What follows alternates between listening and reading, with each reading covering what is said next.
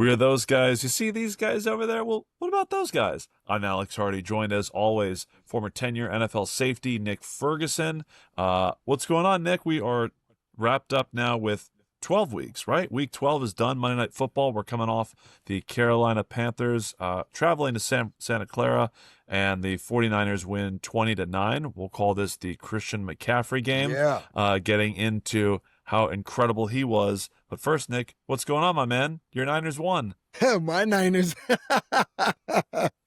Good job by the Niners capping off of week 12 with a dub, but it wasn't exactly how I believe Kyle Shanahan might have dialed it up. But hey, as they say, you win and a win is a win, and that's the only thing that matters. Now, I will say this, and I received a couple of calls here tonight about this saying, hey, man, what the hell is going on with Brock Purdy? And Sure. it's time to insert Mac Jones. And I'm like, whoa, My guy, slow down. I don't know if I'd even go that far, but we do have to note 23 of 32, the 3 interceptions. Yes. Bryce Young had a pick of his 2 picks of his own, I think. All in all, I mean, what did you see from, Kyle Shanahan's offense? And look, if the formula is to give the ball to Christian McCaffrey 30 times, I'm shocked that, Brock Purdy's even throwing the ball 10 yards plus down the field. I think that was the stat, right? 1 for 8 when he's targeting receivers, 10 or more yards down the field, and all 3 interceptions when he's trying to go downfield. Well, let's put things in perspective. All things being considered, is that, well, what are the ideal weapons for Brock Purdy? And the time that he was with the 49ers and he played well, so much so the team gave him a new contract. Yes. What was happening for them? There was a Deebo Samuel. There was a Brandon Ayuk, right? There was a George Kittle. And oh, by the way, there was a Christian McCaffrey. So 2 of those guys I mentioned, one is no longer with the team, and Deebo Samuel's Brandon Ayuk, we haven't seen him all season. And George Kittle just came back, just like Brock Purdy just came back. And Juwan Jennings has become their number 1 receiver. And Ricky Pearsall, who they drafted in the first round out of the University of Florida. To me, hey, man, you might as well put him on a milk carton because he's been missing offensively. But thank the heavens that you have CMC to just throw the ball to, hand the ball to. And some of those throws from Brock Purdy, Monday Night Football, some of them were a little off. I mean, and listen, we got to give Carolina DBs some credit. We just can't say, well, it was just Brock Purdy. I mean, he was trying to throw, I think, maybe to did I say Greg Jennings? I know I did, but Juwan Jennings. Juwan Jennings. I think you said Juwan the first time, then went to Mr. Put the team on his back.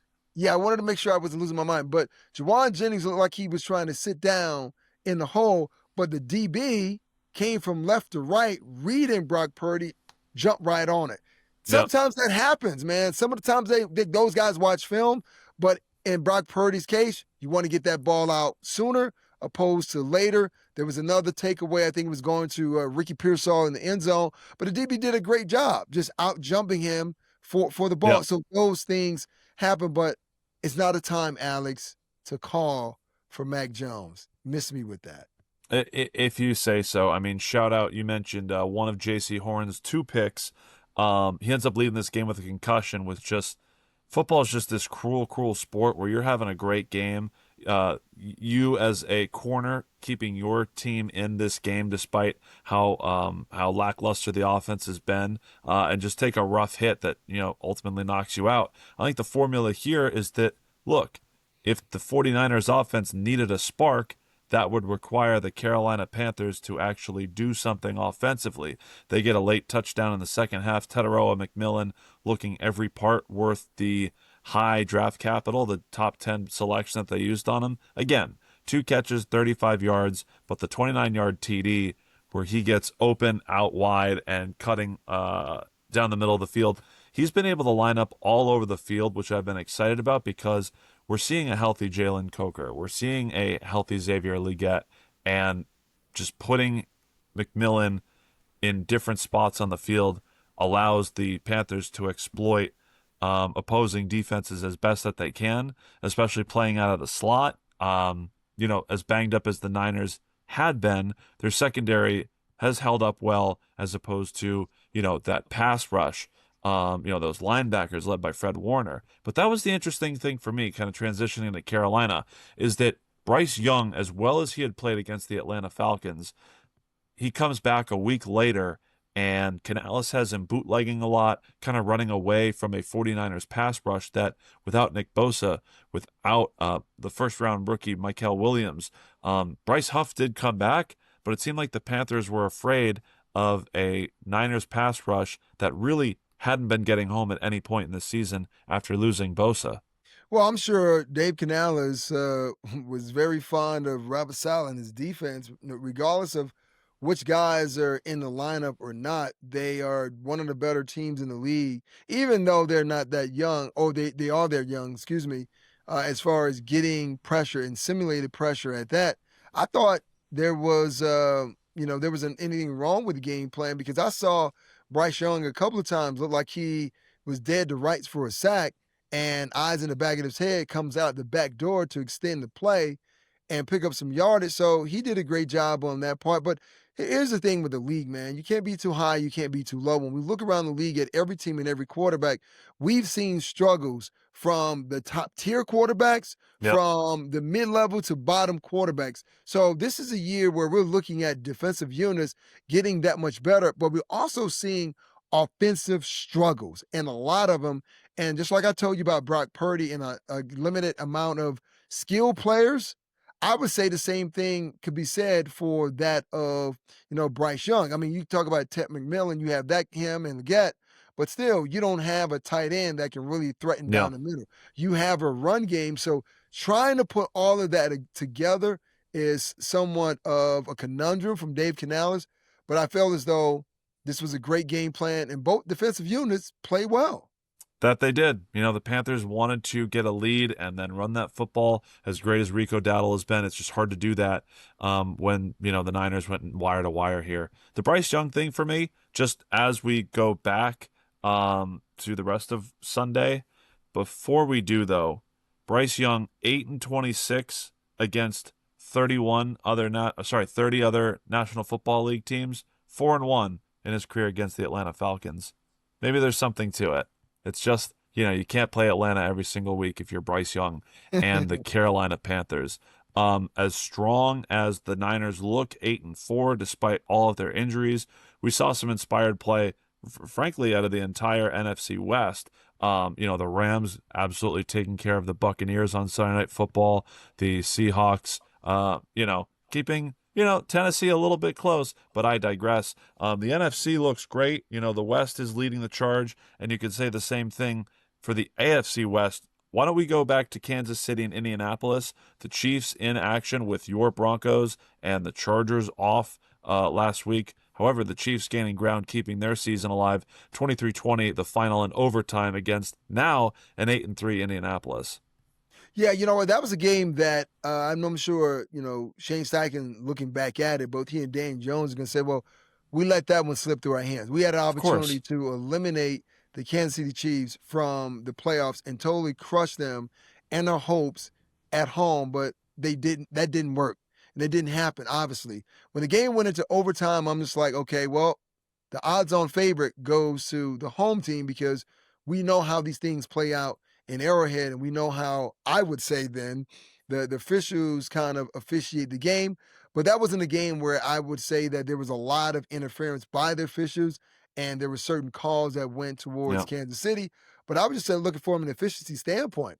When you have the Kansas City Chiefs on the rope 20-9 at home, and then you allow them to tie and then win in It was overtime. at Arrowhead. It was at Arrowhead. Yes. So it's so many opportunities that the Colts have offensively to make the necessary plays to get the game-winning field goal or extend the drive. They just couldn't connect. I mean, balls were, overthrown, some misconnections with guys. So this is going to be a game, if it comes back, and it possibly could come back to haunt, the Colts, that they had an opportunity to seal the fate of Kansas City, and they didn't shut the door. So they get spotted the 7-0 lead after, I believe, the first pass of the game for Mahomes gets picked off of the line of scrimmage by Laiatu Latu, right? So they're up 7-0. They get that 8-play, 75-yard touchdown. That's pretty much the offense, right? You mentioned 20-9. They get the pair of field goal drives in the third quarter. Here's the fourth quarter for the Colts once they take that 20-9 lead. The Chiefs start with the football, fumble it, and the Colts recover it in the Chiefs were in the red zone at the time, but they go 3-and-out, 3-and-out, 3-and-out, overtime. They get the ball first, 3-and-out, and the Chiefs win on that field goal drive. So it's a complete collapse, and they just were absolutely suffocated on offense. And I mentioned the entire, offense of the game is that, look, they get a 2-play, 3-yard touchdown drive to start the game because one of the great quarterbacks of this era, the greatest of this era, gets picked at the line of scrimmage. They get 1 touchdown drive, and to show for it for the rest of the day, just 2 field goal drives and 5 3-and-outs. So that's not how you win the AFC. The Denver Broncos don't play, and their playoff position gets even better because of that Colts loss. You could say the same for a certain New England Patriots team, the only team in the National Football League with 10 wins, but we don't necessarily, Nick, need to hang out there for all we that don't. long. We don't want. So let's just move on past it. We don't need to. All do right, that. fine. Another Yes. 8-win team that collapsed. The Philadelphia Eagles were up 21-0 over the Dallas Cowboys, and the final score becomes 24-21 Dallas. CeeDee Lamb's dropping the football, but that's no problem for George Pickens. I think the stat that I saw is that he's only about 15, 20 yards short of having more receiving yards than the entire Pittsburgh Steelers receiving core. That Dallas Cowboys offense gets it done with multiple players, multiple weapons. Javonte Williams continuing to pace that offense on the ground. And the Philadelphia Eagles, it's more of the same. Like a disconnect in the passing game. They were chasing points, and Saquon Barkley had that costly fumble, so kind of bizarre they don't go back to him. He finishes 10 carries, 22 yards. This is an offense that is, with the exception of the tush push, completely lost. Well, that goes back to going through 3 offensive coordinators, which is very tough. Some of the personnel may be the same, but how one puts plays together and how one calls plays, obviously there is somewhat of a disconnect with Kevin Patullo, the offensive coordinator. And I believe it was Saquon Barkley who said after the game that the Dallas Cowboys wanted it more. And I think his head coach, Nick Sirianni, kind of disagreed with Saquon Barkley on that. But I am going to agree with Saquon Barkley. And here's why. When the game went into halftime, the score was 21-7, I believe, in favor of the Eagles. The Eagles scored no points in the third quarter or the fourth quarter, and Dallas capped it off the second half with 17 points. That clearly says to me that one team wanted it more because you failed to execute in the latter half of that particular game. What does that say? Now, your defense sets you up. There was, I believe, 2 fumbles, one on special teams, and Saquon fumbled the ball to set Dallas up in nice position. But I know there's one person who loved every moment of the game. Maybe not every moment, but I know he loved the second half, and that was Jerry Jones, right? Because when you look at the Dallas Cowboys, they were looking for somewhat of a marquee win. And having a marquee win within your division says a lot. So now the Cowboys are looking with their feet up and now their arms crossed like, yeah, we back. But I wouldn't necessarily say they're back. Are they competitive? Yes. Back, I'm not sure because I still don't trust their defense. Well, hey, look, they stopped the run. It's the second game we get Kenny Clark and Quinnen Williams. They finally stopped the run. I'm sorry. I thought there was 2 facets of offense, running the ball and throwing the ball. So they have solved one riddle.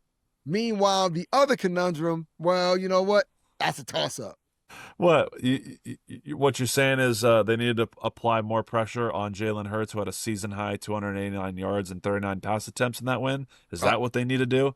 If only there was like a pass rusher at the peak of his power in his prime, maybe 25, 26 years old. Those guys kind of, like multiple all-pros, those guys grow on trees, right?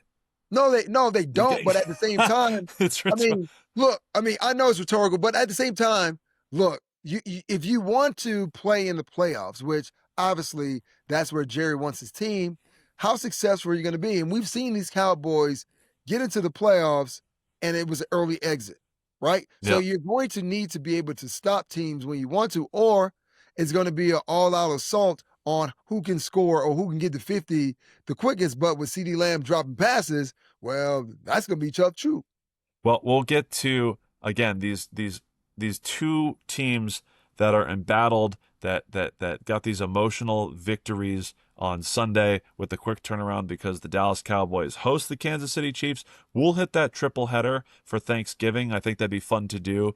But first, Nick, look, this is the Hot Take Network for those guys, and you are based in Colorado, and we had Shador Sanders make his debut. It was all appointment watching for the entire state, considering your Broncos were on the bye. So I'm just going to remove myself from the conversation because I didn't feel I got any surprises from Shador Sanders, but I'm curious your assessment of his first NFL start in that victory, I believe 24-10 over the Raiders. Well, I thought it was a great showing for him in his first, I guess, let's just say, full week of practice with the ones, which within itself is utterly ridiculous to say that a player Really? who was a rookie quarterback, when known as though you have two rookie quarterbacks, right? Mm-hmm. Neither one of these guys have like pure NFL experience. One's drafted in the third, one is drafted in the fifth round, right? So you decide to give the third rounder all the first reps with the first Correct. team, even Correct. though there's no Joe Flacco, right? Mm-hmm. How are you preparing and developing a quarterback or both young quarterbacks? Because we know injuries happen in the NFL, as it took place with Dylan Gabriel, who was in concussion protocol. And the reason why they decided, oh, by default, we have to go with Shador Sanders. And it goes to show what a solid week of practice could do. Now, let's keep it a buck. Yeah, you're playing against the Raiders. So with that being said, you're looking for certain things that would tell you that Shador can play in the NFL. Unlike so many other individuals saying that he was not, he showed you with a good, hefty week of work what he's capable of doing. And oh, by the way, yeah, he got Dylan Sampson and Quishon Juggins, and those individuals saying, well, hey, but the running backs did this. Well, the last time I checked, no quarterback, Joe Montana, or Joe Dirt ever won games by themselves. So you need your defense to help out. 10 sacks by Myles Garrett and the boys helped Yeah. out, and Quishon Junkins and Dylan Sampson on that one outlet play that went race for 66 yards. That's what the NFL is. It is a team. So we can't lift up some while pushing down others and say, well, that really doesn't count. If that's the case, then we take it all off the board for every single quarterback. But I was happy with what I saw. There's still more for him to grow. There's going to be some growing pains moving forward when he faces off against the San Francisco 49ers. Yep. This is expected. And know why? When you look at the Cleveland Browns, tell me what weapons you really have. Now, your biggest weapons are your two running backs and your two tight ends. And with you being a New England Patriot guy, you know Mm-hmm. what a quarterback can do with 12 personnel with two good tight ends. But I don't think Kevin Stefanski is running his offense in that particular way. So Shador could struggle next week against a good San Francisco defense that they're going to blitz him because where are the skilled players Yeah. for the Browns? Where are they? Tell me. Give them to me. Isaiah Bond, Jerry Jeudy. I love Jerry, right, as a person, but Jerry at times has dropped passes himself. So we're looking for consistency if the quarterback, whether Shador or Dylan, is to be successful. Yeah. And, there's a lot to unpack there, but I don't want to spend too much time because I do really appreciate your assessment and having followed Shador and that Colorado Buffalo team. So I guess, hey, shout out, that throw to Isaiah Bond. That's no joke. That's a quarterback bootleg on the run, evading the pass rush, and just throwing that ball on a rope. That was awesome. I will say, though, I'm kind of surprised to hear you talk about the amount of practice reps with the ones. If the head coach feels that one quarterback is your starter. I typically do not hear about most fifth-round rookie quarterbacks demanding or deserving or being entitled to those reps with that particular part of the offense. That plus, there's a lot of rookies that start on that offense now. You mean to mention the two rookie running backs, Harold Fannin, the tight end. These are guys that Shador had worked with over the summer. So, I'm pleased when I see throws like that to Isaiah Bond. And frankly, as much of a Dylan Gabriel supporter as I was in comparison to Shador Sanders, that swing pass to Dylan Sampson that, he takes up the field 66 yards. Dylan Gabriel threw that same pass into the stands, like 4 rows up 2 weeks ago. So it's being able to evaluate a quarterback based on how they operate within the confines of the offense. My biggest concern was Shador dropping back, going backwards in retreat to try to buy time in the pocket and getting some unfortunate, untimely sacks for that. So we'll see if that happens against a better team than the Raiders, who have now fired Chip Kelly. Basically everybody with the That's exception of Pete Carroll and his kids. If you're on that coaching staff, you have to pack your bags. So we can sort of put the Raiders down for now, and evaluate quarterback production and performances on a curve, knowing full well that when the Denver Broncos take care of their business the next time they see the Raiders, Bo Nix and then Broncos, like they've got it. They can take care of their business. That's a good quality win against the Raiders or the Broncos, but of course not for Shador and the Browns. Triple header for Thanksgiving, Nick. I teased the Chiefs and the Cowboys. Do you want to start there, or are you more intrigued going chronologically with the classic Green Bay Detroit game? And as it stands right now, the Detroit Lions at 7-4 outside of the NFC playoffs. Well, let's start right there because that's the first game of the season. Not the season, but Thanksgiving. The Thanksgiving season. Thanksgiving season. And I think for me, it's going to be a day of giving for the Detroit Lions. Okay. And the reason I say that is, I mean, looking at where they're currently positioned, it seems as though, well, they've kind of lost a little of their juice. But look, anytime you have Jahmyr Gibbs to throw it to or to run it, I mean, that dude was insane. Yeah. I Yeah. mean, insane. I've never played Madden, so I don't know what's the speed button. What's There's just the like you flip the you flip the joystick, and then like if you want to do a little turbo, is that one of the trigger buttons, like a little listen, R2 or an listen, man. RT? I'm asking you because I don't know. I've never played Madden before. I was not a father the last time I played Madden. I haven't fired up the console. It was a Netflix machine basically by the time I started dating my now wife. So I haven't hit the sticks. We got to get Blaine in on this. Our real video game guru. And the fact that I'm saying that now, I sound even older than you do, Nick. Well, listen, just for the record, remember, I didn't say that. I just said I didn't play Madden. I've never played Yeah. a Madden, but whatever the button is for speed, he has that times 10. Yeah. So that always gives the Detroit Lions a shot in every game because he is a home run hitter. I think in the game they played recently, I think it was like a third down play and they needed a big play. They just gave it to him and then 40 yards, he's out. He outreaches everyone. And looking at the Green Bay Packers defense, I think he's going to do the same thing to that Packers defense. And the Lions been trying to find themselves offensively, but to me, when you stick to the basics, you stick to your strength, Yeah. and you hand the ball off and you utilize your running backs, to me that bodes well for them. Okay. I mean, I think that based on weapons alone, the Packers still trying to figure things out. Josh Jacobs banged up as well. You tip your cap to that Lions offense, but the defensive issues that they've had really makes me think that they are susceptible to a Packers running game that is committed to doing it. Emmanuel Wilson picking up the baton for Josh Jacobs. I think this one is going to be a hard-fought NFC North battle that by sheer force of will, and certainly that Packers defense, getting Jared Goff on the run will be interesting to see. Look, this isn't going to be Jared Goff playing outdoors anymore. He's in a dome pretty much the rest of the season, either at home or whenever they go on the road, they're going to be in a dome. I think just week 18 against the Bears is the last time he's going to be outdoors. So it is really within the Packers' right that they are in the driver's seat. That tie against Dallas has them firmly ahead of a 7-4 Lions team. Nick, you once traveled to Dallas for a Thanksgiving game, I believe, as a member of the Yes, Denver Broncos.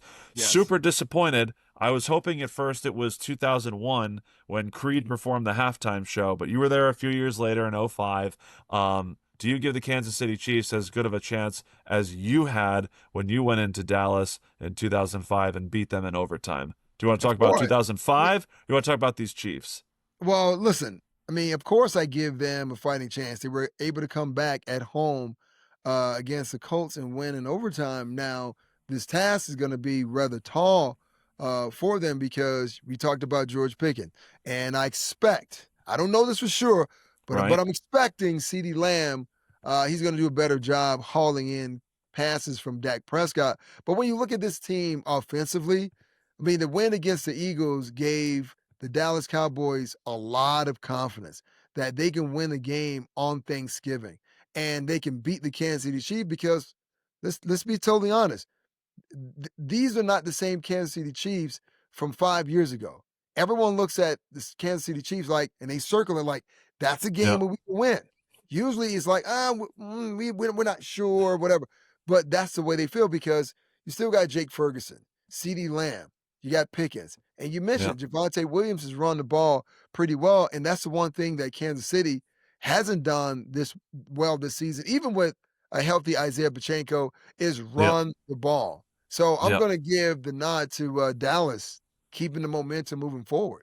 Adam, man. Kareem Hunt was like the first 100-yard rusher that the Chiefs have had in a year or two. Like their commitment to the running game has essentially just been Patrick Mahomes on third down, picking up first downs with his legs. I should have looked that number up, but it just watching that game on Sunday, it was like anytime they were third and medium, third and short, Mahomes would pick up the first down with his legs more often than not. So I think that's an added element that, look, they still have not figured out the deep ball in 3 years, but Mahomes using his legs has been an added weapon that as long as they can keep that Dallas Cowboys offense on off the field, they could just be as likely to snuff out any hopes of the Cowboys having a high scoring offense, Mm. much like your Denver Broncos did 20 years ago. We'll wrap up Thanksgiving quickly here because we do want to mention the potential. Again, this is Monday evening.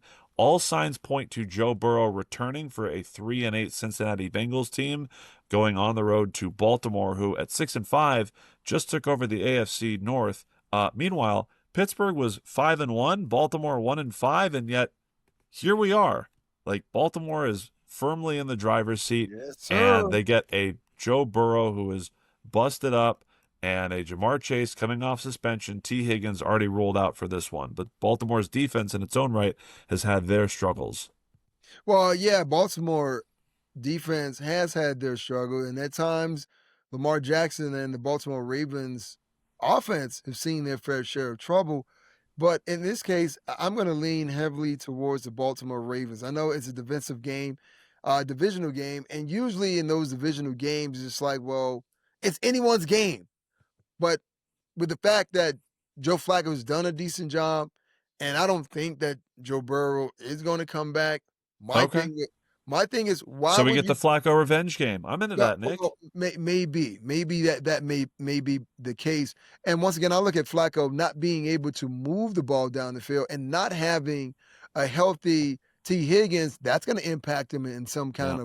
some kind of way. But I don't think the Cincinnati Bengals should put Joe Burrow in harm's way. You were 3-8, right? Yep. We're going into week 13. What are the odds that you're going to go on some sensational run and then put yourself back in the mix? You know what? We're going to pump our brakes and say, you know what? 2025 didn't work out well for us. So if you throw Joe Burrow back in there, let's say he gets injured again, Yep. you know how disastrous that would be. It's like, no, let Flacco play this out. We're going to play it for 2026 and hope that things will be much better. Well, they'd be 2 games out with the tiebreaker with 5 games left in the season. I don't want to say uh, it's not over until it's over, but at the Oh, same it's time, over. I'm no, It's over. Like, I'm with you. Like, for as much cap hell this team is in, they're not built for long term. So you need to make sure Joe Burrow is prepared, ready, and capable. It doesn't serve them to play him, but if he wants to play, Nick, who's the organization to stand in their way? Then it's even Hold on, Alan. Joe Burrow. Why am I saying Flacco? I want Flacco to play. Joe Burrow probably wants Well, to well, play. I That's I my get point. the confusion because both guys are named Joe, right? But so I understand. But even if Joe Burrow wants to play, there is a classic rule of thumb that says sometimes you have to protect the player Yep. from From himself. themselves. Exactly. So you don't put him in that situation and then he gets injured, then it's like, gosh darn it, I wish we didn't do that. So the organization has to think long term, not short term, because this team is and salary cap purgatory, Yep. right? Oh no, it's a And disaster. It's yes, like almost 40% of the salary cap tied into Burrow and those two receivers. It's yes. unheard of. So if he goes down again, what then?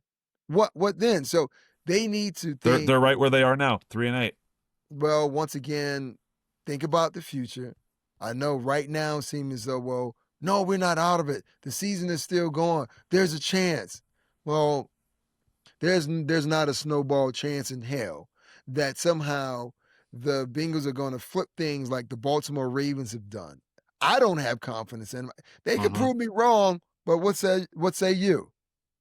Well, I say the Bengals are not a properly run organization. You have more of an inside look at that than I certainly would. So Mm-hmm. applying facts and logic and reason to watch how they operate just isn't going to help, isn't going to do us any good. What I would rather do, Nick, is talk about Thanksgiving itself. And as we get on out of here, Nick, um, my Thursday is looking like a hike in the morning, probably get back to the house around the second half of Green Bay, Detroit. Have that on while we're doing our baking, getting everything else prepared.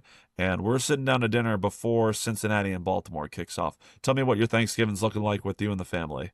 Well, first and foremost, we're not doing any hiking. The only hike I'm going to do is from my bedroom to the kitchen, to the sofa. That's the extent of my hike right there. And guess what? I don't even have to put on shoes with I guess grip to grab the gravel so I don't fall. So I don't have to worry about that. It is house shoes for me, and I'm hoping to start the cooking the day before. So all we're doing is Mm-hmm. warming things up because the idea of trying to cook and watch the game at the same time, my wife will tell you, nah, I Yep. don't have the attention span for that.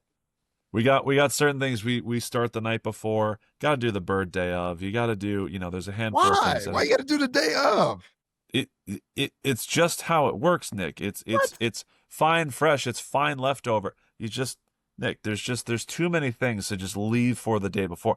He's Nick Ferguson. He's celebrating Thanksgiving on Wednesday, or we could call him Nick Leftovers Ferguson. You can follow Yes. him at Nick Ferguson _25 on all social, breaking down tape, taking a look at the NFL, overreactions to Shador Sanders, whatever you want from Nick. He's your man. I'm Alex Hardy. You can check us out on YouTube, Apple Podcasts, wherever you get your podcasts. We'll be reacting to week 13, the Thanksgiving games, and of course, talking about more holidays as that season is upon us. So until next time, Nick, what do you have to say to the people? Hey, man, don't ever put that pumpkin pie in front of me. Never, ever, ever, ever. No. It's Who eats pecan pumpkin pie. pie anyway? Pecan pie is the best Thanksgiving pie. Pecan? Pecan. No, I'm sorry.